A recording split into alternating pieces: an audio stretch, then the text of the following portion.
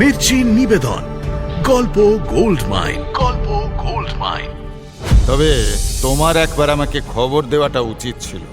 এ তো জালের কাঁটা, এই সীসার তৈরি। ব্যাটার ছেলেকে আটকে রাখো, ফিরে এসে ওকে নিয়ে বেশ রগড় করা যাবে। তুমি কি মস্করা করতে এসেছো আমার সঙ্গে? মস্করা করার আর জায়গা পাওনি? বেরিয়ে যাও, বেরিয়ে যাও এক্ষুনি। ভারতবর্ষ যাব? সে তো অনেক দূর, পাক্কা 3 মাসের পথ। না, সে মরে গেছে, আমি তাকে মেরে ফেলেছি।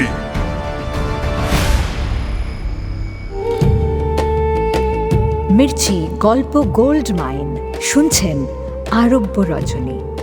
আজ শুনবেন বাগদাদের সেতুতে হারুন আল রশিদ, 3য় পর্ব।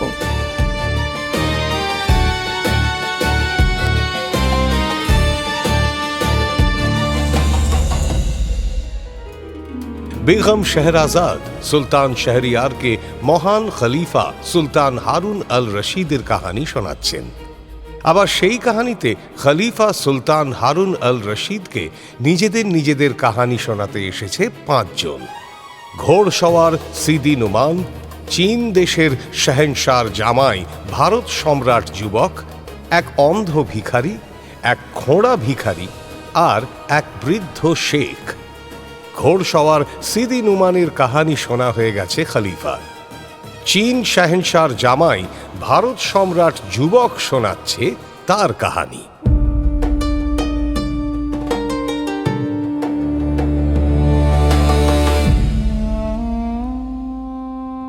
শুরু করে দাও বেগম, দেরি করে লাভ কি? তার আগে একটু জেনে নিলে হয় না? কি জানতে চাও দুনিয়াজাদ?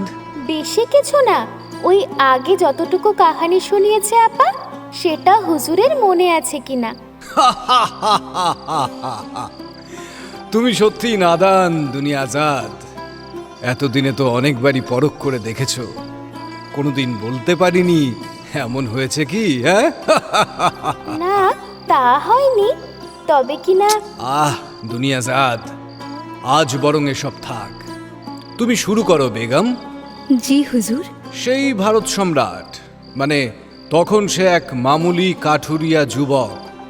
কাঠুরিয়া তো তার দজ্জাল বিবিকে কুয়োর মধ্যে ফেলে দেয়। তারপর কি হয়? তোলে কি করে সে তার বিবিকে? তোলে না তো হুজুর। সে কি বেগম, তোলে না? হ্যাঁ হ্যাঁ হুজুর, ঠিকই বলছি। বিবিকে সে ওই কুয়োর মধ্যে ফেলে রেখেই বাড়ি ফিরে যায়। সেই কাণ্ড শুনিয়ে খলিফাকে সে বলে, মনটা যে আমার কি এক শান্তিতে ভরে ওঠে, সে আর কি বলবো আপনাকে। মনে হয় জীবনে যেন কোনোদিন এমন শান্তি মেলেনি আমার। আজাদির স্বাদ যে এত মিঠা, জানতাম না আমি। সে কি, তোমার পেয়ারের বিবিকে বিপদে ফেলে তুমি শান্তি পেলে? পেয়ারের বিবি? সে আমার বিবি ছিল বটে, কিন্তু পেয়ারের হতে কোনোদিনই সে পারেনি। যতদিন সঙ্গে ছিল শুধু জ্বালিয়েই গেছে। আমার আম্মি যখন বেঁচে ছিল তখন আম্মিকে ও রেয়াত করেনি। কি না করেছে আমার আম্মির সঙ্গে! তারপর আর কি, সেদিন রাত্রে শান্তিতে ঘুমাই, পরদিন সকালে উঠি দেরি করে। মনে হয় যেন কত যুগ পরে ঘুমিয়ে উঠলাম। সেদিন আর কাটতে বেরোয় না সে, ঘরেই শুয়ে বসে কাটিয়ে দেয়। পরদিনও সারা দিনটা কাটায় ওই একইভাবে। রাতের বেলা বিবির কথা মনে পড়তে একটু মায়া হয় তার। মনে মনে ভাবে, আহারে, ওই কুয়োর মধ্যে পড়ে আছে 2 দিন ধরে, ভুখা পিয়াসা, খুব কষ্ট পাচ্ছে নিশ্চয়ই। যতই হোক বিবি তো, তার শরীরে দয়া মায়া না থাকতে পারে, কাঠুরিয়া সেই যুবকের তো আছে। বিবির কষ্ট হচ্ছে মনে হতেই যুবক কাঠুরিয়ার কলিজাটা মোচড় দিয়ে ওঠে।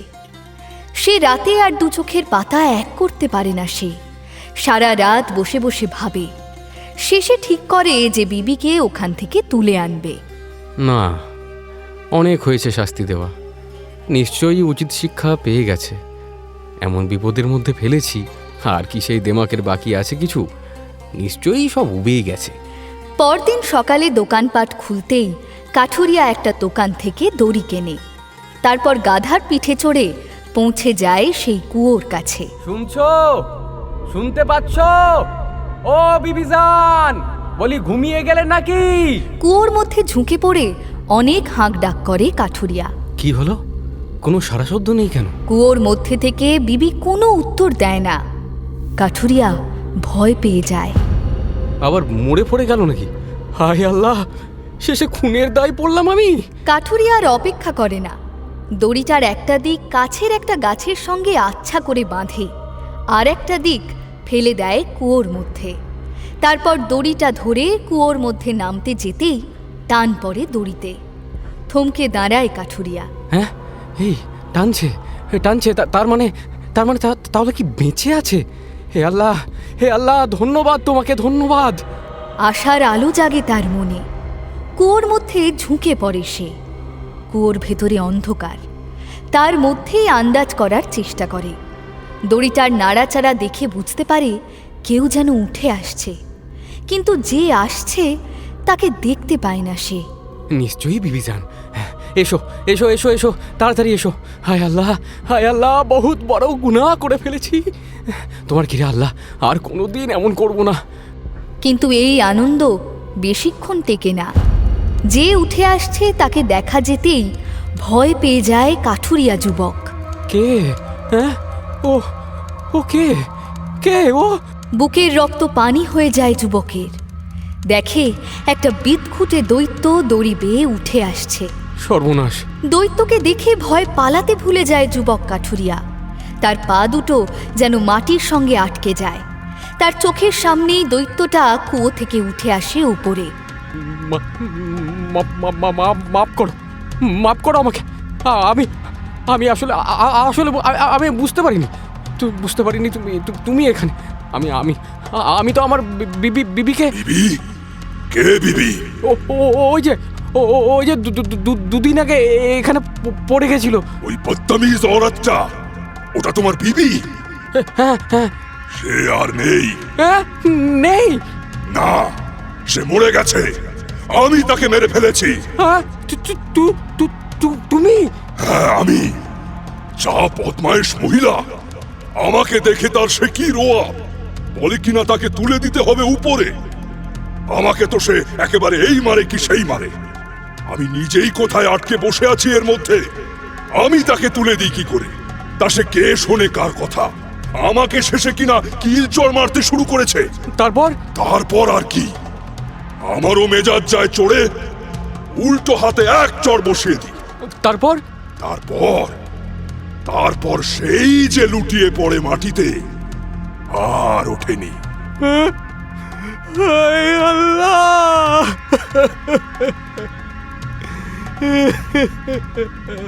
বিবি মারা গেছে শুনে দুঃখ হয় যুবকের। দুঃখে কেঁদে ওঠে বেচারা। দৈত্য তাকে সান্ত্বনা দেয়। দুঃখ করো না, আমি বলছি। বাঁচা মরা কি আর আমার তোমার ইচ্ছা মাফিক হয় নাকি? এসব তো আল্লাহর মর্জিতে হয়।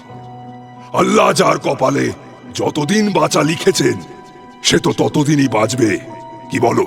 অনেক বুঝিয়ে সুঝিয়ে দৈত্য শেষে শান্ত করে যুবককে। দৈত্যর সঙ্গে ভালো দোস্তি হয়ে যায় যুবকের। দৈত্যকে এসে নিজের কথা, নিজের বিবির কথা, আম্মির কথা, আব্বার কথা সব বলে। দৈত্য জানায়, একটা সময় ছিল যখন আমি আকাশে উড়তে পারতাম। তুমি আকাশে উড়তে পারো? আরে না না না না না, পারতাম। ও, তা এখন আর পারো না? না। কেন? বয়স হয়ে গেছে বলে? আমাদের আবার বয়স কি? আমাদের বয়সের কোনো গাছ পাথর নেই। তাহলে উঠতে পারো না কেন? সে এক বড় দুর্ঘটনা। দৈত্য একসময় দৈত্যদের সুলতানের দেহরক্ষী ছিল। একদিন সুলতান ঘুমোচ্ছিল আর দৈত্য তার বিছানার পাশে পাহারা দিচ্ছিল। পাহারা দিতে দিতে আমারও চোখ লেগে আসে। সে কি, তোমাদেরও ঘুম আছে? তা থাকবে না কেন? ঘুম আছে, খিদে আছে। তোমাদের মানুষদের যা যা আছে, আমাদেরও সব তাই আছে। তারপর কি হলো? দৈত্য তো দাঁড়িয়ে দাঁড়িয়েই ঘুমিয়ে পড়ে, আর ঘুমের মধ্যে টাল সামলাতে না পেরে হুড়মুড়িয়ে পড়ে একেবারে সুলতানের গায়ের উপর। সুলতানের ঘুম ভেঙে যায়, ধরপর করে সে উঠে বসে বিছানায়। আমার তো তখন হয়ে গেছে। সুলতানের মুখের দিকে তাকিয়ে দেখি চোখ দুটো দিয়ে যেন আগুন বের হচ্ছে। আমি আর সেখানে দাঁড়াইনি, সোজা উড়ে জানলা দিয়ে বেরিয়ে পালানোর চেষ্টা করি। আর সুলতান যেই দেখে দৈত্য পালাচ্ছে অমনি চিৎকার করে বলে ওঠে, ওরা হচ্ছে উড়ে পালিয়ে পার পাবি ভেবেছিস? আমি তোকে শাপ দিচ্ছি, আজ থেকে তুই আর উঠতে পারবি না। যেই না বলা অমনি দৈত্য আকাশের মাঝখান থেকে একেবারে ধপাস করে পড়ে মাটিতে।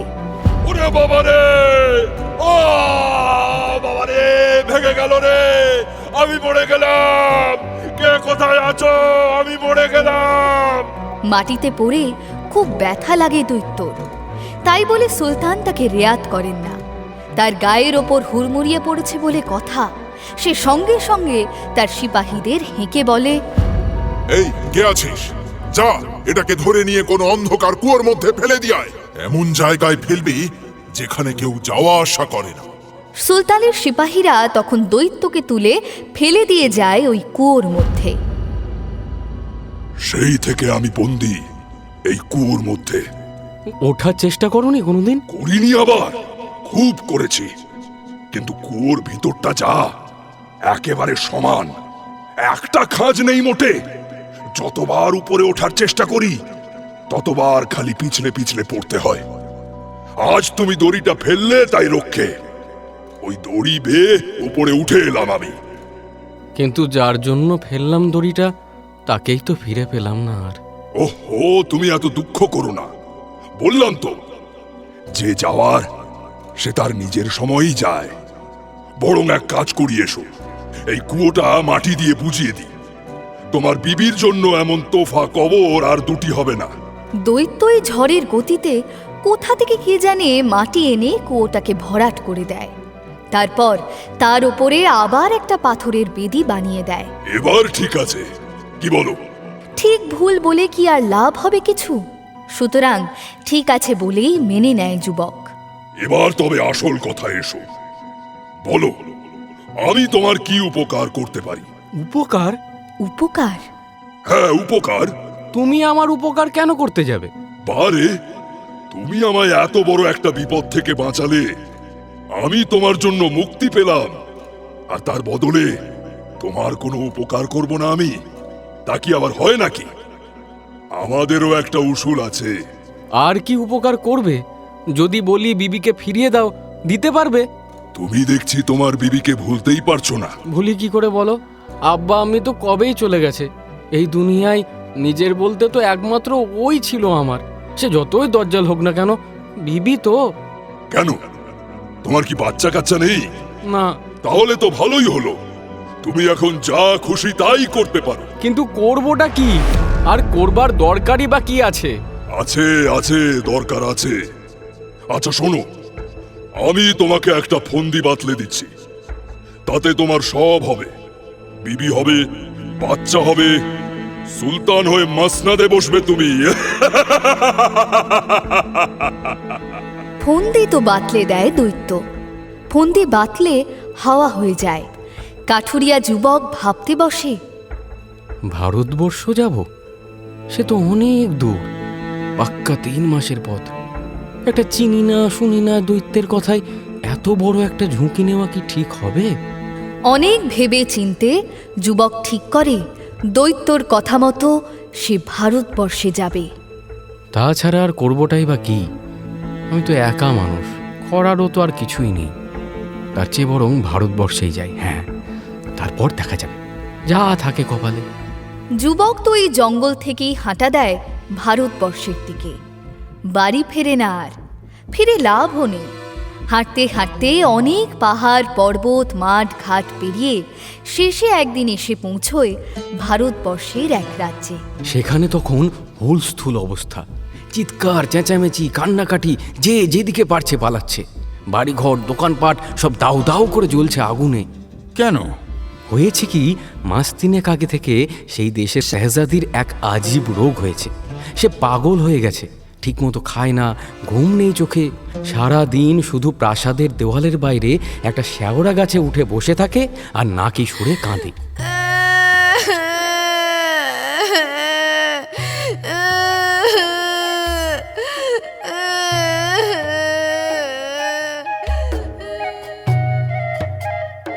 সে আবার কেমন রোগ? রোগ হতে যাবে কেন? আসলে তো সেই দৈত্যর কাণ্ড এসব। সে এসে শাহেজাদির শরীরের ভেতর ঢুকে পড়েছে। সেই এসব করাচ্ছে তাকে দিয়ে। রাজা তো দারুণ চিন্তায় পড়েছে। 10টা না 5টা না, সন্তান বলতে রাজামশাইয়ের মাত্র একটিই, ওই তার শাহেজাদি। সে এমন করছে, রাজামশাইয়ের কি আর মাথা ঠিক থাকে? রাজ্যপাট সব লাটে উঠেছে, আর ওই মৌকায় চীন দেশের এক শাহেনশাহ ওই রাজ্যটাকে আক্রমণ করে বসেছে। কিন্তু আক্রমণ মানে মসনাদ দখলের লড়াই নয়। সেই চীন দেশের শাহেনশাহ ভারতের এই রাজ্যের মসনাদে বসতে চায় না। সে আবার কেমন আক্রমণ? তাহলে আক্রমণ করবার দরকারটাই বাকি। সে তার সৈন্যদের নিয়ে লুটমার করে, কথা নেই বার্তা নেই, হঠাৎ ধূমকেতুর মতো ছুটে আসে, এসে দোকান বাজার থেকে গৃহস্থের হেঁসেল সব তছনছ করে দেয়, দামি দামি জিনিস সব লুটে নেয়। যাওয়ার সময় বাড়ি ঘরে আগুন লাগিয়ে দিয়ে চলে যায়। কেউ যদি রুখতে আসে তো একেবারে ধর থেকে মুন্ডুটা আলাদা করে দেয়। এদিকে রাজামশাই তো নিজের মেয়েকে নিয়ে ব্যস্ত। চীনের শাহেনশাহর সঙ্গে যুদ্ধ করারও কোনো হুকুম দিচ্ছেন না, সন্ধি করারও কোনো কথা বলছে না। তার মন্ত্রী, সেনাপতি, সৈন্য সবাই একটা হুকুমের জন্য হাপিত্তেশ করে বসে আছে। রাজার হুকুম না হলে তো আর কিছু করতে পারে না তারা। আমি তো কাণ্ড দেখে একেবারে তাজ্জাব বনে যাই। এমন তো কথা ছিল না। দৈত্য তো আমাকে বলেছিল সে শাহজাদির ভিতরে ঢুকে বসে থাকবে, সেটা সারাতে হবে আমাকে, কিন্তু এই লুটমারের কথা তো বলেনি। যুবক কাঠুরিয়া তো ফ্যাসাদে পড়ে যায়। কথা ছিল শাহজাদির শরীর খারাপ শুনে সে রাজার কাছে দরবার করবে, রাজামশাইকে বলবে যে সে শাহজাদির রোগ সারিয়ে দিতে পারে। কিন্তু রাজ্যের যা দশা, দরবার পর্যন্ত যাবে কি করে সে? আমি যে ওই রাজ্যে পৌঁছে গেছি সেটা কি করে জানি না, ওই দৈত্যটা জানতে পেরেছিল। আমি যখন ভাবছি কি করব, কোথায় যাব, ঠিক তখনই আমার পিঠে টোকা পড়ে। এই যে ভায়া, এসে পড়েছ তাহলে? দৈত্যকে দেখে যুবক কাঠুরিয়ার ভরসা হয়। যাই হোক, যেমনই হোক, বিদেশ বিভুঁইয়ে চেনাশোনা কাউকে পেলে কার না বুকে বল আসে। সে হলোই বা দৈত্য। যুবক কাঠুরিয়ার চেনা তো সে, আবার রাগও হয়। সে বেশ রাগ দেখিয়ে দৈত্যকে বলে, ব্যাপারটা কি হলো? কোন ব্যাপারটা? এই যে এই ব্যাপারটা, এমন তো কথা ছিল না। হেয়ালি ছেড়ে আসল কথাটা বলবে? এমনি দেখছো চারদিকের চেঁচামেচি হাঁক ডাকে কানের দফা রফা হয়ে যাচ্ছে, তার মধ্যে এসব হেয়ালি ভালো লাগে না বাবু। কথা তো ছিল শাহজাদির রোগ সারাতে হবে। হ্যাঁ, সে ছিল বলছো কি? কথা তো এখনো তাই আছে। চলো, তাড়াতাড়ি চলো, যেমনটা বলেছিলাম ঠিক তেমনটা করবে। চলো, একটা কিছু জোগাড় করে পানি ভরে নাও তাতে। সে তো যাচ্ছি না হয়, কে একজন যেন লুটপাট করছে। আরে চিন্তা করছো কেন? তা চিন্তা করব না?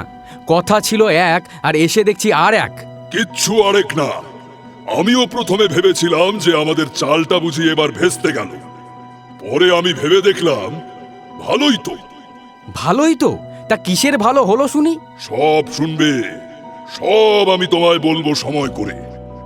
আর না বললেই বা তুমি আপনা আপনি সব জেনে যাবে সময় হলে। এখন চলো তো দেখি, চলো চলো, আর দেরি করো না। এই শাহজাদির ভিতরে আটকে থাকতে আর ভালো লাগছে না আমার। বাচ্চা মেয়েটা খুব কষ্ট পাচ্ছে। চলো চলো চলো, তাড়াতাড়ি করো। দৈত্য তাকে নিয়ে যায় সেই শেওড়া গাছের কাছে। শাহজাদি তখন একটু ঘুমিয়ে নিচ্ছে গাছের ডালে এলিয়ে পড়ে। এ তো দেখছি ঘুমোচ্ছে। আমি তো ঘুম পাড়িয়ে রেখে গেছি। এবার আমি কি করব? ওই যে দেখছো বুড়ো মতো লোকটা, ওই যে মাথায় একটা সোনার তাজ পড়ে আছে, দেখতে পাচ্ছ না? হাতের ইশারায় গাছের থেকে একটু দূরে শামিয়ানার নিচে বসা রাজামশাইকে দেখিয়ে দৈত্য বলে, ওই লোকটাই হচ্ছে রাজামশাই।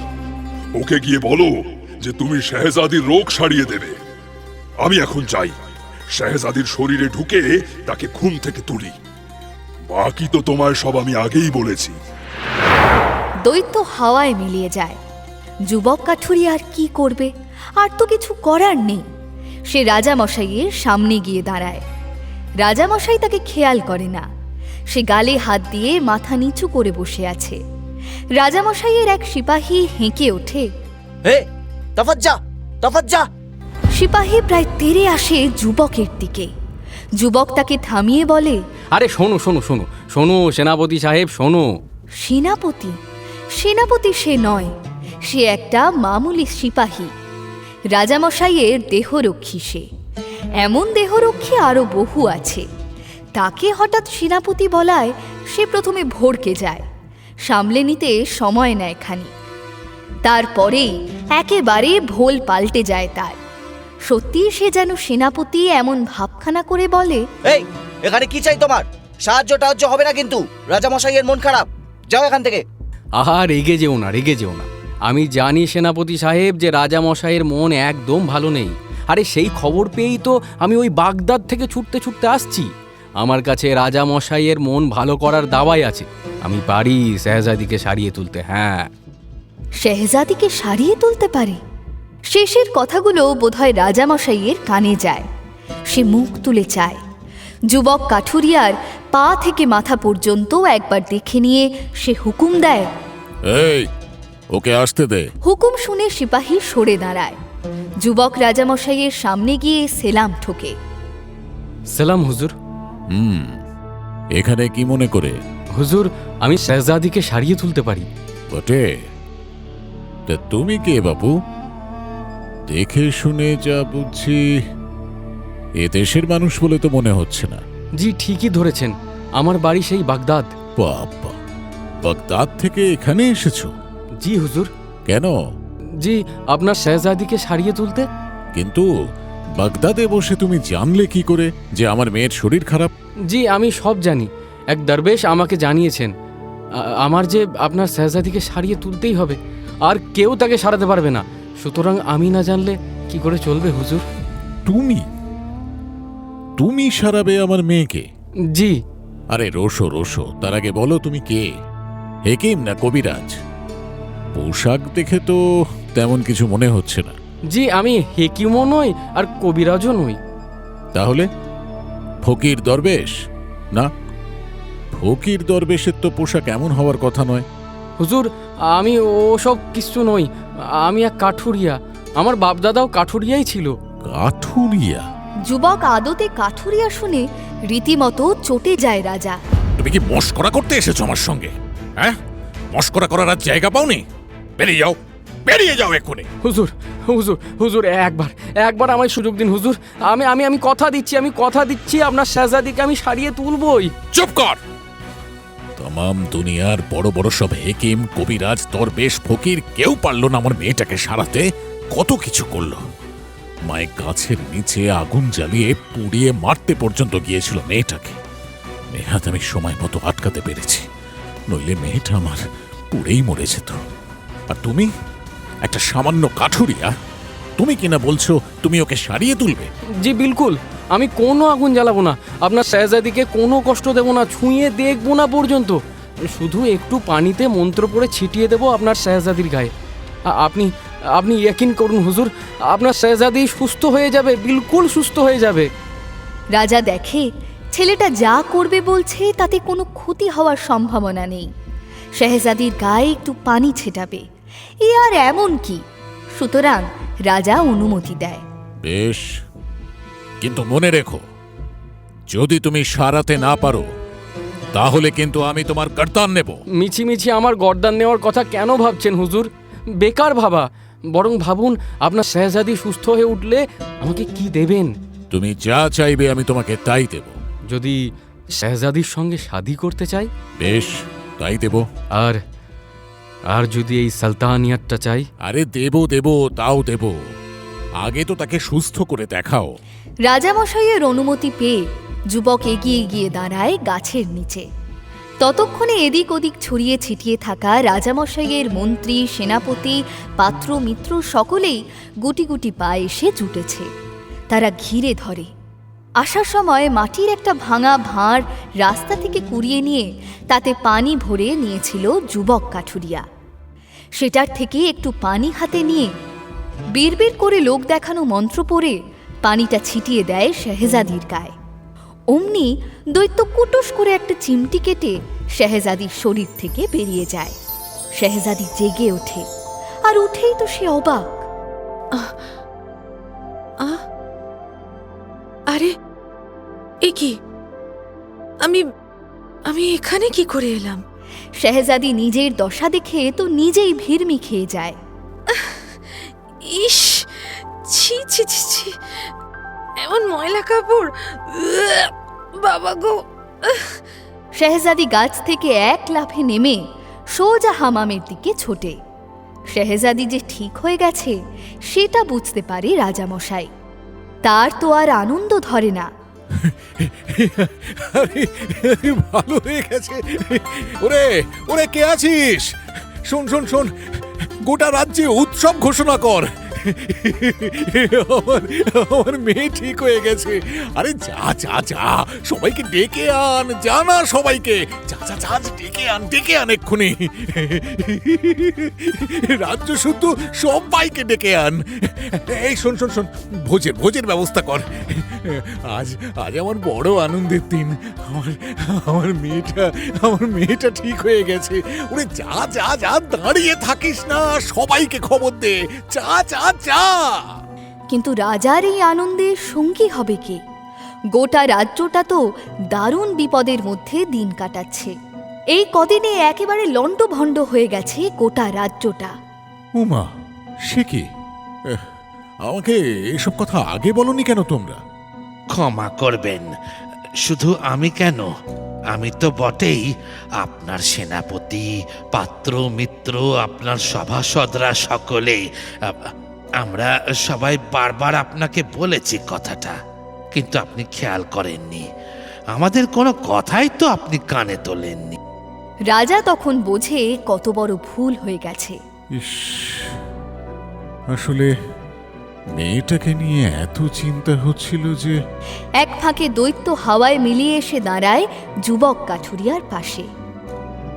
তার কানে ফিসফিস করে কিছু বলে, আর কেউ শুনতে পায় না সেই কথা। দৈত্যর কথা শুনে যুবক কাঠুরিয়ার তো পিলে চমকে ওঠে। না না না না, ও আমি পারবো না। হঠাৎ না না পারবো না বলে ওঠায় তার চারপাশে যারা ছিল সবাই বেশ অবাক হয়। হচ্ছিল দেশের কথা, তার মধ্যে এসব আবার কি? রাজামশাই চোখ মিটমিট করে তাকে খানিক দেখে নিয়ে বলে, কি পারবে না বেটা? অমনি দৈত্য টুক করে যুবক কাঠুরিয়ার শরীরে ঢুকে পড়ে। পাছে সে উল্টোপাল্টা কিছু বলে বসে, তাহলেই তো মৌকাটাই খোয়া যাবে। সুতরাং শরীরে ঢুকে সে যুবককে দিয়ে বলায়, পারবো না মানে ওই আর কি। আমি আসার সময় দেখছিলাম আপনার রাজ্যটা একেবারে আস্তা কুঁড় করে ছেড়েছে, তার সঙ্গে মিশেছে মানুষের কান্না আর হাহাকার। দেখে আমার বুকটা একেবারে খাঁ খাঁ করছিল। ওই চীনের শেহেনশাহ লোকটাকে যদি একবার সামনে পেতাম তাহলে মজা দেখিয়ে ছাড়তাম। যুবকের কথা শুনে সকলে বেদম হেসে ওঠে। যুবক ভ্যাবলার মতো সবাইকে দেখতে থাকে। রাজামশাই হাসি থামিয়ে যুবক কাঠুরিয়ার সামনে এসে দাঁড়ায়। তার কাঁধে হাত রেখে খুব মোলায়েম গলায় বলে, জওয়ানির জোশ, হ্যাঁ? বুঝতে পারি বেটা, একদিন আমিও তো জওয়ান ছিলাম। আচ্ছা শোনো, তুমি বরং যাও, এখন বিশ্রাম নাও। এই, কে আছিস? নিজের কাঁধ থেকে রাজার হাতটা সরিয়ে দিয়ে যুবক বলে, মানে দৈত্য যুবককে দিয়ে বলায়, বিশ্বাস হচ্ছে না আপনার? বিশ্বাস হচ্ছে না বুঝি আমাকে? রাজামশাই হাসি সামলে বলে, না না না, খুব বিশ্বাস হচ্ছে। আমি জানি তো তুমি একাই ওই চীনের শেহেনশাহকে ধরে আনবে আমার সামনে। যদি তাই বলেন তো তাই করব, দেখবেন। দৈত্য আর দেরি করে না। সে যুবকের শরীরের মধ্যে বসে তাকে একেবারে ছুটিয়ে বের করে নিয়ে যায় ভিড়ের মধ্যে। ভিড় থেকে বেরিয়ে ফিরে দাঁড়ায় যুবক। আঙুল তুলে দাঁতের দাঁত ঘষে সে রাজামশাইকে বলে, শেহেনশাহকে আমি বেঁধে এনে ফেলবো আপনার পায়ে, বিনিময়ে আপনার মেয়ের সঙ্গে শাদি দিতে হবে আমার। বাজি রইল। বলে সে ছুটতে শুরু করে। ছুটে সে পথের বাঁকে হারিয়ে যায়। এখন এসব বাদ দাও, যুদ্ধের প্রস্তুতি নাও। আমি নিজে যাব যুদ্ধে। কিন্তু যুদ্ধে যাবে কার বিরুদ্ধে? সেনাপতি সৈন্যদের জুটিয়ে কুচকাওয়াজ শুরু করায় প্রাসাদের সামনে। মন্ত্রী আর পাত্রমিত্ররা বসে রাজার সঙ্গে যুদ্ধের পরিকল্পনা করতে। আর এদিকে চীনা সম্রাটকে দড়ি দিয়ে শক্ত করে বেঁধে রাজসভায় এনে হাজির করে যুবক কাঠুরিয়া। করেছ কি? সর্বনাশ! রাজামশাইয়ের তো যুবকের কাণ্ড দেখে চোখ ছানা বড়া। মন্ত্রী, সেনাপতি, পাত্রমিত্র যারা খুব হেসেছিল তাদের সবার মুখগুলো একেবারে শুকিয়ে যায়। রাজামশাই যুবককে জিজ্ঞেস করে, তুমি তুমি একা একা তুমি গোটা একটা সৈন্য দলের সঙ্গে লড়লে কি করে? সে কি আর লড়েছে? লড়েছে তো দৈত্য। চীনের সৈন্যরা তখন লুটপাট করার জন্য তৈরি হচ্ছিল। তাদের শেহেনশাহ সেজে গুজে ঘোড়ার পিঠে চড়ে বসেছিল সবে। ঠিক তখনই সেই যুবক কাঠুরিয়া গিয়ে হাজির হয় তাদের সামনে। তাদের হেঁকে বলে, এইও, এক্ষুনি তোমরা আমার কাছে আত্মসমর্পণ করো, নইলে ভালো মন্দ কিছু একটা হয়ে গেলে আমাকে কিন্তু দোষ দিতে পারবে না। একলা একটা যুবক সামনে এসে বুক ছিটিয়ে দাঁড়িয়ে এমন হুঙ্কার ছাড়ছে দেখে ভারী মজা লাগে চীন শেহেনশার। সে তার সেনাপতিকে বলে, এটি আবার কে? আরে হবে হয়তো কোনো পাগল ছাগল, বাদ দিন। বাদ দেব? এত সুন্দর একটা সুযোগ বাদ দেব? মাফ করবেন, আমি বুঝলাম না হুজুর। ব্যাটার ছেলেকে আটকে রাখো, ফিরে এসে ওকে নিয়ে বেশ রগড় করা যাবে। আর রগর যেই না চীন সেনাপতির হুকুমে দুটো সিপাহী যুবককে ধরতে গিয়েছে, অমনি যুবক বলে, আচ্ছা ঠিক আছে, এবার যদি ভালো মন্দ কিছু একটা হয়ে যায় তাহলে কিন্তু আমি দায়ী নই। এই হুঁশিয়ার করাটা যুদ্ধের নিয়মের মধ্যেই পড়ে। দৈত্য নিজে একসময় সিপাহী ছিল, এই সব নিয়ম কানুন তার জানা। সুতরাং যুবকের দেহের মধ্যে বসে আগে হুঁশিয়ার করে দেয় শত্রুকে, তারপর যুবকের মুখ দিয়ে ফুঁ দেওয়ায়। স্রেফ ফুঁ, কিন্তু সেই ফুঁই একেবারে ঝড় তুলে ছাড়ে। লোকে দেখে সেই যুবক ফুঁ দিচ্ছে, কিন্তু আসলে তো যুবকের শরীরে ঢুকে ফুঁটা দেয় সেই দৈত্য। ফুঁয়ের ঠেলায় সবাই একেবারে হাওয়ায় উঠতে শুরু করে। চীন শেহেনশার সৈন্য সেনাপতি তো বটেই, তার যত ঘোড়া, তাঁবু, অস্ত্র যা কিছু ছিল শিবিরে সব মাটি ছেড়ে আকাশে পাক খেতে শুরু করে। খোদ চীন শেহেনশাহ একেবারে ঘোড়া সমেত পাক খেতে শুরু করে আকাশে। পাক খেতে খেতে নাগালের মধ্যে আসতেই যুবক কাঠুরিয়া হাত বাড়িয়ে ধরে ফেলে চীন শেহেনশার একটা হাত। এক হ্যাঁচকা টানে তাকে মাটিতে আছড়ে ফেলে। ওরে বাবা রে! বেধড়ক ব্যথা লাগে চীন শেহেনশার কোমরে। চিৎকার করে ওঠে সে।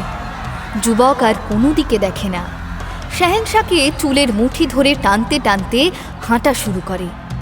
শেহেনশার তাজ গড়াগড়ি খায় মাটিতে। ফু বন্ধ হয়ে যাওয়ায় শেহেনশার সিপাহীরাও মাটিতে ধপাস করে পড়ে সবাই একসঙ্গে। তাদের কারোর কোমর ভাঙে তো কারোর পা, অনেকের তো ঘেঁটিটাই ঘুরে যায়। তার উপরে এসে পড়ে ঘোড়া, তাঁবু, পানির জ্বালা, এটা সেটা আরও কত কি। কেউ আর উঠে দাঁড়াতে পারে না। এদিকে টানাটানির চোটে চীন শেহেনশার মাথায় যে কটা চুল ছিল সব একে একে পটপট করে ছিঁড়ে যেতে থাকে। মাথাটা একেবারে ফাঁকা হয়ে যায়। যুবক কাঠুরিয়া তখন হাতের কাছে একটা দড়ি পেয়ে সেটা দিয়ে আচ্ছা করে বাঁধে চীন শেহেনশাকে। ছেড়ে দে, আমাকে ছেড়ে দে বলছি, ছেড়ে দে বলছি। দেখ দেখ, কিন্তু ভালো হবে না বলে দিচ্ছি, আমি কিন্তু তোকে আস্ত গিলে খেয়ে নেব। এমন বিপদে পড়েও শেহেনশার তরপানি কিন্তু কমে না। শত হলেও শেহেনশা তো। শেষে বিরক্ত হয়ে যুবক তাকে একেবারে মাথার উপর তুলে আছাড় মারে। ওরে বাবা রে! ওরে বাবা, মরে গেলাম রে আমি। চুপ, একেবারে চুপ। আর একটা শব্দ যদি করেছো তো মুন্ডুটা টেনে ছিঁড়ে ফেলবো। তাই বলে কাঁদবো না? না, একদম কাঁদবে না। হ্যাঁ, ব্যথা লাগলেও না? বললাম তো না, মরে গেলেও না। মরে গেলে আবার কাঁদা যায় নাকি? থামবে তুমি? বেটা লেজ কাটা শয়তান, সাধারণ মানুষের ওপর জুলুম করো, তাদের ঘর জ্বালিয়ে দাও, আর একটা শব্দ যদি শুনি তো গলা টিপে খুন করব তোমায়। যুবকের ওই রণমূর্তি দেখে আর হুমকি ধুমকি শুনে চীন শেহেনশা তো একেবারে চুপ করে যায়। যুবক তাকে দড়ি দিয়ে বেঁধে টানতে টানতে এনে হাজির করে রাজামশাইয়ের সামনে। রাজামশাই তো কাণ্ড দেখে অবাক, শত হলেও একজন শাহেনশাহ বলে কথা। রাজামশাই চীন শাহেনশার বাঁধন খুলে তাকে ভালো দেখে একটা আসনে বসায়, তাকে পানি টানি দেয়, হাকিমকে ডেকে তার চিকিৎসা করায়। ওরে বাবা রে, ওরে বাবা! আপনার হাতের হাড়খানাও তো ভেঙেছে মনে হয় শেহেনশাহ। এ কি গো হেকিম, হ্যাঁ, তুমি কেমন তর লোক হে? আমার আমার এতগুলো হাড় ভেঙেছে বলছো? দুটো হাত, দুটো পা, পাঁজর, শির দ্বারা কিছুই তো বাদ দিচ্ছ না। আগে গোস্তাকে মাফ করবেন শেহেনশাহ, সত্যিই তো ভেঙেছে, না বলে পারি কি করে। শেষে চীন শাহেনশার সারা শরীরে ফেটটি বেঁধে দেয় হাকিম, শুধু মুখটা বাকি রাখে। আগে ওটাও বেঁধে দিলে ভালো হতো হুজুর। ডান চোয়ালের হাড়টাও যে চোট খেয়েছে, আর স্পষ্ট বোঝা যাচ্ছে ফুলে উঠেছে দেখছি। ওটাও ভেঙে গেছে নাকি? না না, ভাঙেনি শেহেনশাহ, তবে চির ধরেছে। না না না, ওটার বেঁধে কাজ নেই। মুখ বাঁধা থাকলে খানা খেতে পারবো না তো। সে আপনি এমনিও পারবেন না, চিবোবেন কি করে? একদিকে এসব যখন চলছে, তখন রাজসভারই অন্যদিকে মাথায় হাত দিয়ে বসে পড়ে যুবক কাঠুরিয়া। হায় হায় হায় হায় হায়, হে আমি কি করলাম? চীনের শাহেনশাহকে মারধর করলাম আমি, ছি ছি ছি ছি ছি ছি। ভেবেই তো তার কলিজা বন্ধ হয়ে যায় আর কি। এতক্ষণ তো দৈত্য তার শরীরে ঢুকে বসেছিল, সে যা করেছে সব তো দৈত্য করেছে আসলে, শুধু তার শরীরটাকে ব্যবহার করেছে দৈত্য। আসলে তো যুবক কাঠুরিয়া কিছুই করেনি, করতে পারে নাকি সে? গোটা একটা সৈন্যদল, যে সৈন্যদলকে রীতিমতো ভয় পায় আর 5টা দেশের বাদশা সুলতানরা, সেই দলটাকে স্রেফ ফু মেরে কাবু করে দেবে, এমন তার হিম্মত? সেটাই তো ভয়। এখন যদি সৈন্যগুলো আমার ওপরে চড়াও হয়, তাহলে আমাকে বাঁচাবে কে? তুমি এত চিন্তা করছো কেন? চিন্তা করো না, চড়াও হওয়া তো দূরের কথা, ওরা এখন তোমাকে দেখে ভয় পালাবে। তার আগে আমি পালাবো ওদের দেখে। ও কাজ নেই, আমার শাহজাদিকে শাদি করে কোনো কাজ নেই। আমি বরং ফিরে যাই বাগদাদে। হ্যাঁ। আরে আরে, পাগল নাকি? এত কিছু করার মানেটা কি তাহলে? একটু সবুর করো তো। সবুর করব? হ্যাঁ, এদিকে সবুর করি আর মৌকা পেয়ে আমাকে ধরে কচু কাটা করুক। কে করবে? আরে আমি আছি না। দৈত্যর আর দরকার হয় না, সব ঠান্ডা হলে রাজা নিজে এগিয়ে আসে, যুবককে আদর করে নিয়ে গিয়ে বসায় নিজের মসনদে। তারপর ঘোষণা করে, আজ থেকে আমার একমাত্র মেয়ে আর আমার এই রাজ্য আমি এই যুবকের হাতে তুলে দিলাম। চীন শাহেনশাহ ভাবে এতে তো তার ভারী ভয়ের কথা। এমন লোক যদি এই রাজ্যে রাজা হয়ে বসে, তাহলে কোনোদিনও হয়তো তার সালতানিয়াত আক্রমণ করে বসবে। তখন আর দেখতে হবে না, এক ফু এই কাম তামাম করে ছাড়বে। সুতরাং সেও তার শাহেজাদির সঙ্গে ওই যুবকের শাদী ঘোষণা করে। তবে সালতানিয়াতটা তো দিতে পারে না, দেবে কি করে? তার যে এক শাহেজাদাও আছে, সেই শাহেজাদা আবার শাহেজাদির থেকে বয়সে বড়। চীন শাহেনশার সালতানিয়াত তো নিয়ম মাফিক সেই শাহেজাদার পাওয়ার কথা। বাহ, একেই বলে নসিব। সবই নসিবের খেল। একদম ঠিক বলেছেন হুজুর, নসিবে না থাকলে এসব হয় কখনো? তা তোমার সেই দোস্ত দৈত্য এখন কোথায়? তাকে রেখে এসেছি পাহারায়, সে আমার বিবিদের পাহারা দিচ্ছে। তো বাগদাদে আসার কারণটা কি? তেমন কিছু না, শেষবারের মতো একবার নিজের বাপ দাদার ভিটিটা দেখতে এসেছি। বাহ বাহ বাহ, তবে তোমার একবার আমাকে খবর দেওয়াটা উচিত ছিল।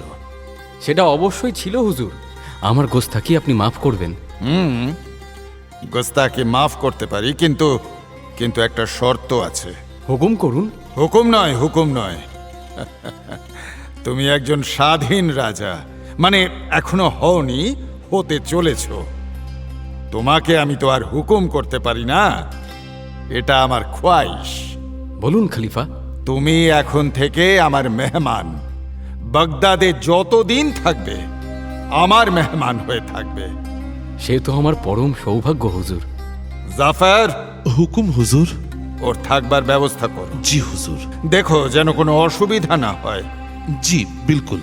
আচ্ছা, এবার ওই শেখ সাহেবকে ডাকো তো। কোন শেখ সাহেব হুজুর? ওই যে উনি, ওই যে ভিড়ের পিছনে দাঁড়িয়ে আছেন। কাল সন্ধেবেলা উনি তো ভিখারিকে দিনার দান করেছিলেন। ও হ্যাঁ হ্যাঁ হ্যাঁ, শেখ সাহেব। উজির জাফরের ডাক শুনে বৃদ্ধ তড়িঘড়ি ভিড় ঠেলে এগিয়ে আসে। আরে আস্তে আস্তে, অত তাড়াহুড়োর কিচ্ছু নেই। বয়স হয়েছে তো আপনার। জি, শুক্রিয়া হুজুর। তা হ্যাঁ শেখ সাহেব, কাল সন্ধেবেলা ওই সেতুর কাছে আপনাকে দেখলাম আমি। জি।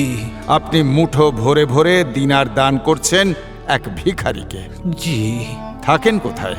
জি, নদীর ওপারে ওই ওই বড় সেতুটার কাছেই। ওখানেই আমার বাড়ি আর দোকান। দোকান? জি হুজুর। কিসের দোকান? জি, দড়ির। দড়ি? জি, আমি দড়ির কারবারি। নিজে বানান? জি না, বাগদাদের আশেপাশে বহু গ্রাম আছে, সেখানে অনেকে বাড়িতে দড়ি বানায়। সাধারণত বাড়ির মহিলারাই এসব বানায়, আর পুরুষেরা সেই সব দড়ি দোকানে দোকানে বিক্রি করে। এমন বেশ কয়েকজনের সঙ্গে আমার জান পেহচান আছে হুজুর। তাদের কাছ থেকে কিনে আমি বিক্রি করি। দড়ি বিক্রি করে এত মুনাফা হয় যে ভিখারিকে মুঠো ভরে ভরে দিনার দান করেন? জি না হুজুর। তাহলে এত দিনার পেলেন কোত্থেকে? জি, শুরু থেকে বলি তবে। হ্যাঁ। বৃদ্ধ আলী হোসেন সৎ ব্যবসায়ী। দড়ির ব্যবসাটা আসলে তার বাপদাদার আমলেও গ্রামের লোকদের কাছ থেকে দড়ি কিনে বিক্রি করা হতো দোকানে। এই ব্যবসায় তেমন আহামরি মুনাফা না থাকলেও মোটামুটি খেয়ে পরে বাঁচার মতো মুনাফা জুটে যায়। সংসারে তো আমি আর আমার বিবি দুজনেই বুড়ো হয়েছি, খরচাপাতি তেমন নেই। এক বেটা আছে, ওই কায়রোতে থাকে, সেখানেই সে বিয়ে শাদি করেছে। তার শ্বশুরের আবার জাহাজের ব্যবসা। তার কথা ছাড়ুন, আমি আপনার কথা শুনতে চাই যে আপনি একটা ভিখারিকে মুঠো মুঠো দিনার দান করেছিলেন কেন? কোথায় পেলেন এত দিনার? জি বিলকুল। জি, এই কিছুদিন আগের কথা। হ্যাঁ, সেদিন রাতে আমি দোকান থেকে বাড়ি ফিরছিলাম। ওই বড় সেতুটার কাছে আসতেই পায়ে একটা কি যেন লাগে। হ্যাঁ, বেশ ভারী শক্ত মতো। হ্যাঁ, অন্ধকারের মধ্যে বুঝতে পারি না, কিন্তু কৌতূহল হয় খুব।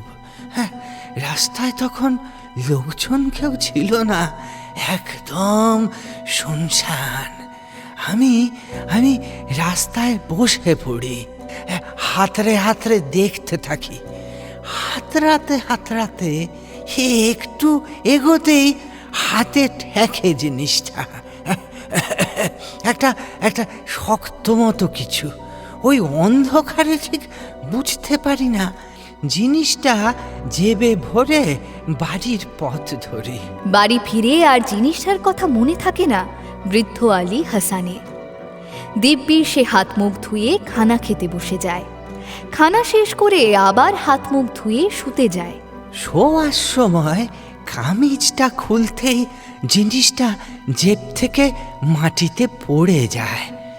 মাটিতে পড়ে জিনিসটা ছিটকে চলে যায় দরজার সামনে। ঠিক তখনই আলী হাসানের বিবি ওই ঘরে ঢুকেছিল।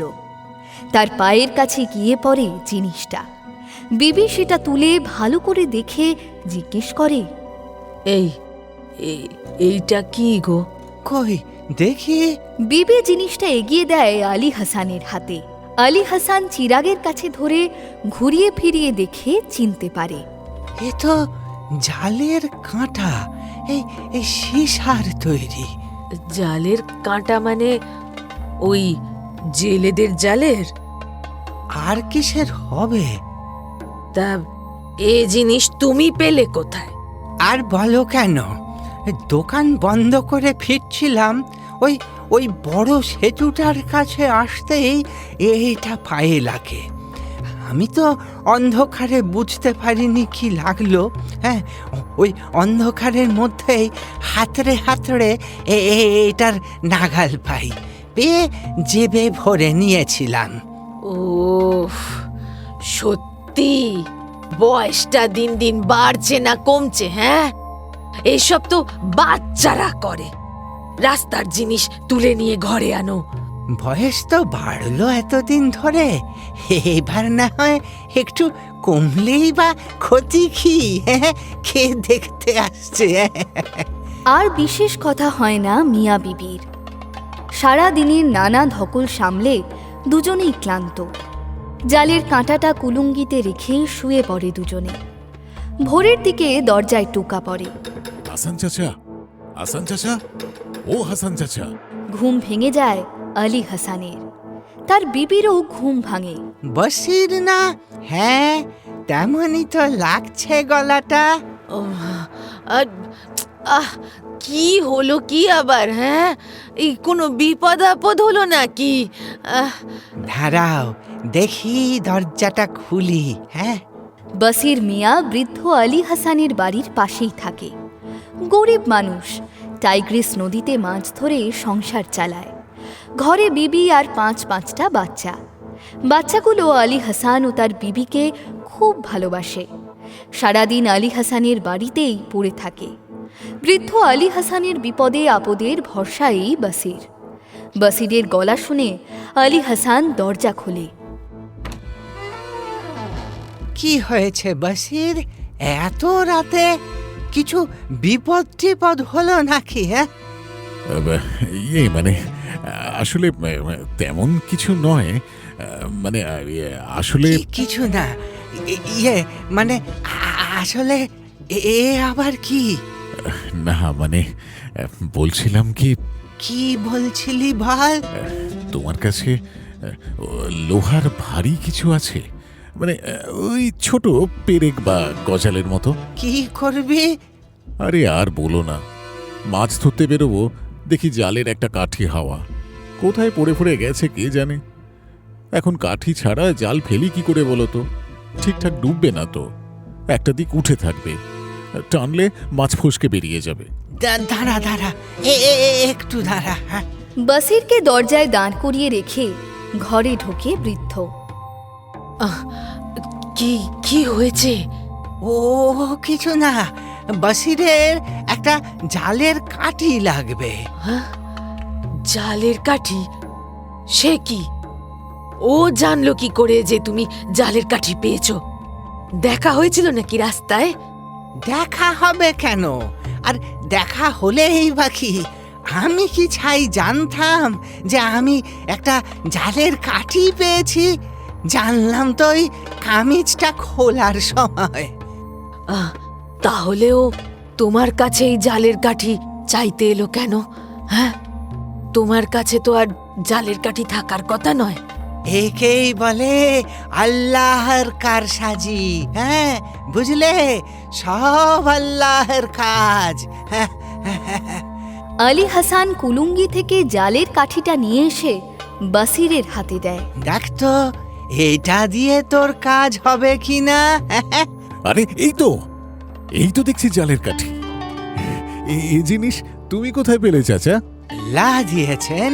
হ্যাঁ, তোর দরকার হবে বলে আগে থেকেই আল্লাহ এটা আমাকে দিয়ে রেখেছেন, যাতে তুই চাইলেই দিতে পারি। বাঁচালে চাচা, আজ জালে সবচেয়ে সরেস যে মাছটা উঠবে সেটা তোমার। আমি চললাম চাচা, ওদিকে দেরি হয়ে গেলে আর মাছ পাবো না। হ্যাঁ হ্যাঁ হ্যাঁ, যা বাবা, যা যা যা যা। বৃদ্ধ বসিরকে জালের কাঠিটা দিয়ে এসে আবার শুয়ে পড়ে। শুয়ে শুয়ে ভাবতে থাকে, আল্লাহর কি খেলা! যখন ওই জালের কাঠিটা কুড়িয়ে পেয়েছিল তখন কি আর জানতো আলী হাসান যে ওটা বসিরের কাজে লাগবে? তাও তো সে নিয়ে এসেছিল ওটা। কি দরকার ছিল তার ওটা আনার? এমন 7-5 ভাবতে ভাবতে ঘুমিয়ে পড়ে। সকালে উঠে যথারীতি দোকানে চলে যায়। তারপর দুপুরে দোকান থেকে ফিরে একেবারে তাজ্জব বনে যায় বৃদ্ধ আলী হাসান। তার বিবি একটা পেল্লায় মাছ এনে দেখায় তাকে। এত বড় মাছ তুমি ফেলে কোথায়? আর বলো না, বসির জোর করে দিয়ে গেল। বসির? কেন? কি বললো, ও নাকি যাওয়ার সময় তোমাকে বলে গেছে যে জালের সবচেয়ে সরেস মাছটা তোমাকে দেবে। সে তো কত লোকে কত কথাই বলে, তাই বলে সত্যি সত্যি দিতে হবে নাকি? তা আমি কি জানি। আরে না জানলে হবে। এই এই মাছটার দাম কত জানো? হ্যাঁ, কোনো কোনো তোমার ধারণা আছে? এই একটা মাছ বেচে ওদের একদিনের খানা জুটে যাবে। না না না না না না না, তুমি তুমি ও মাছ ফেরত দিয়ে এসো। যাও যাও যাও যাও। ফেরত দিয়ে আসবো? হ্যাঁ, আমরা দুজনে ওই অত বড় মাছ নিয়ে কি করব? হ্যাঁ, বরং বরং ও যদি নাও বেচে মাছটা, তবুও তোর ছেলে মেয়েগুলো খেতে পারবে। হ্যাঁ বলো। আর ফেরত দিতে গেলে যদি না নেয়? বুঝেছি, মাছটা দেখে তোমার লোভ হচ্ছে। হ্যাঁ, মোটেও না। তুমি তো ছিলে না যখন দিয়েছে। আমি কত করে বললাম এত বড় মাছ নিয়ে কি করব আমি। বলে চাচি ভাজা খেও, এমন মাছ তো টাইগ্রিসে সচরাচর ওঠে না, উঠলে খলিফার বাড়ি যায় এমন মাছ। তাহলেই বোঝো হ্যাঁ ছেলেটার কত লোকসান হয়ে গেল। ইস, আমি বলি কি, তোমার ইচ্ছে না হয় খেও না, চাই কি আমিও খাবো না, কিন্তু মাছটা এভাবে ফেরত দেওয়ার দরকার নেই। ভালো মনে করে দিয়েছে তো ছেলেটা, দুঃখ পাবে। তাহলে মাছটাকে রেখে পচাবে নাকি? আরে পচাবো কেন? এটাকে এটাকে কেটে দাও, ধুয়ে সাফ করে ভেজে রাখি। বসিরের ছেলে মেয়েগুলো তো আসবে, বিকেলে ওর বিবিও আসবে গল্প করতে, ওদের খাইয়ে দেব। বিবির কথা শুনে রাজি হয়ে যায় বৃদ্ধ আলী হাসান। সেই ভালো। দেখি দেখি আমার ওই ভোজালিটা দাও তো। হ্যাঁ, মাছটা কেটে দি। মাছটার পেট কাটতে যেতেই শক্ত কিছু একটায় আটকে যায় ভোজালি। আলী হাসান একটু চাপ দেয়, পেটের জিনিসটা কাটে না। বিবি পাশে দাঁড়িয়ে দেখছিল। সে জিজ্ঞেস করে, আরে কি কি হলো? হ্যাঁ, এই মাছটার পেটের মধ্যে কিছু একটা আছে মনে হচ্ছে। হায় আল্লাহ, সে কি? এই আবার আবার কোনো শেহজাদির আংটি টাংটি নয় তো? কোনো কারোর প্রেমের নিশানি? হ্যাঁ, তোমরা মেয়েরা পারো বটে, কথায় কথায় এমন খোয়াব দেখে ফেলো। কথার ফাঁকে মাছের পেটের ভেতরে থাকা শক্ত জিনিসটা আঙুলে ঢুকিয়ে টেনে বের করে আনে আলী হাসান। সেটাকে একটু পানি দিয়ে সাফ করতেই ওই এই এটা এটা আবার কি গো? হ্যাঁ, কি কি এটা? এই এই দেখি দেখি দেখি দেখি দেখি। আস্তে কথা বলো, অমন চিৎকার জোরার কি আছে? আস্তে আস্তে। পেটের মধ্যে সত্যি কি কোনো শেহজাদা বা শেহজাদির আংটি টাংটি কিছু ছিল নাকি বেগম? থাকলেই বা সে আর এখন বলছে কে? ভোর হয়ে গেছে যে, আপাতত মুখে কুলু পেটে দিয়েছে, আর কিচ্ছু বলবে না।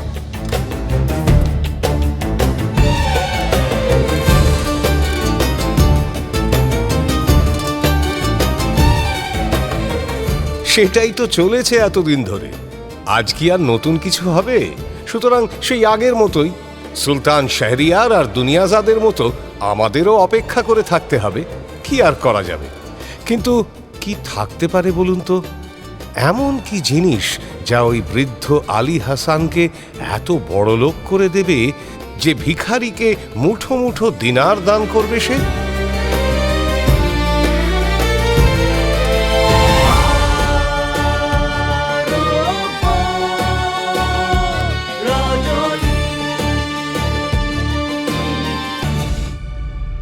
মির্চি গল্প গোল্ড মাইনে শুনলেন আরব্য রজনী।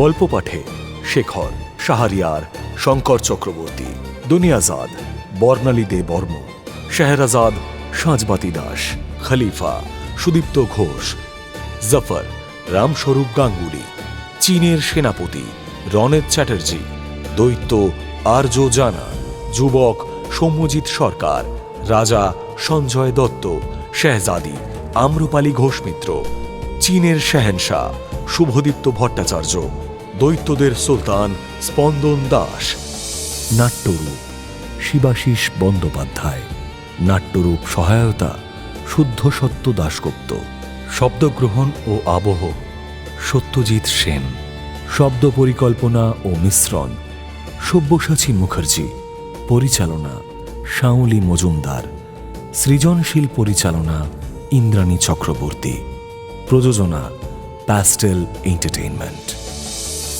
মির্চি গল্প গোল্ড মাইন আপনার জন্য exclusively Mirchi Bangla YouTube channel এবং গানা অ্যাপে।